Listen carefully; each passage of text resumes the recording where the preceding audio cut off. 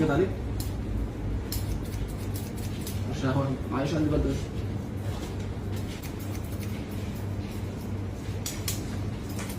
هاتسي.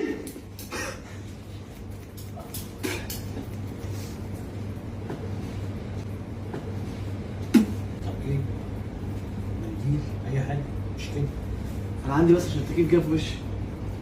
التكييف جاي في وشي انا اسف انا اسف.